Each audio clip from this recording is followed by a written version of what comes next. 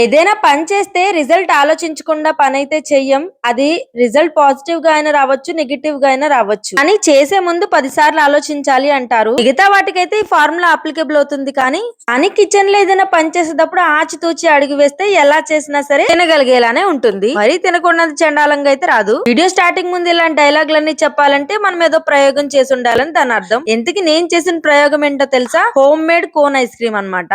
ఏం సమ్మరో ఏమో కానీ నా చేత ఇన్ని ప్రయోగాలు చేపిస్తుంది. ఇంతకీ నేను చేసిన కళాఖండాన్ని చూచాయిగా చెప్పేస్తాను. ముందుగా 2 ఆరెంజెస్ తీసుకుని గుజ్జంతా తీసి వడగొట్టేసుకోవాలి. ఒక గిన్నె తీసుకుని 2 స్పూన్స్ ఆఫ్ కస్టర్డ్ పౌడర్ తీసుకుని ఈ ఆరెంజ్ జ్యూస్ వేసుకుని బాగా కలుపుకోవాలి. తర్వాత కొద్దిగా పాలు మరగబెట్టుకుని ఈ కస్టర్డ్ పౌడర్ ని దానిలో వేసేసి కొంచెం షుగర్ వేసుకుని కొద్దిగా థిక్ అయ్యేగా వెయిట్ చేయాలి. దాన్ని తీసుకుని ఒక బౌల్ లో వేసుకుని ఫ్రిడ్జ్ లో 4 to 5 hours పెట్టుకోవాలి. ఒక గిన్నె తీసుకుని 2 spoons of sugar, 2 spoons of oil, కొంచెం వెనిలా ఎక్స్ట్రాక్ట్, 1/2 కప్పు పాలు, 1/2 కప్పు మైదా వేసుకుని బాగా కలుపుకోవాలి. ఉండలు లేకుండా కలుపుకున్న ఈ మిశ్రమాన్ని కాసేపు పక్కన పెట్టుకోవాలి. ఇప్పుడు ఒక పాన్ పెట్టుకుని పాన్ కొద్దిగా వేడైన తర్వాత గరిట బ్యాటర్ వేసుకుని బాగా సన్నగా దోశలాగా వేసుకోవాలి. ఇలా వేసుకున్న దోశని లో టు మీడియం ఫ్లేమ్ లో 2 సైడ్స్ బాగా రోస్ట్ చేసుకోవాలి. ఈ లోపు ఒక మందపాటి పేపర్ ని కోన్ లాగా చుట్టుకొని పిన్స్ కొట్టుకోవాలి. పేపర్ కోన్ సాయంతో మనం క్రిస్పీగా కాల్చుకున్న దోశను కూడా కోన్ లాగా చుట్టుకోవాలి. నేను చూపించిన విధంగా ఈ కోన్ లో మనం ముందుగా తీసి పెట్టుకున్న ఐస్ క్రీమ్ ని క్యూబ్స్ గా వేసుకుంటే అంతేనండి, కోన్ ఐస్ క్రీమ్ రెడీ అన్నమాట.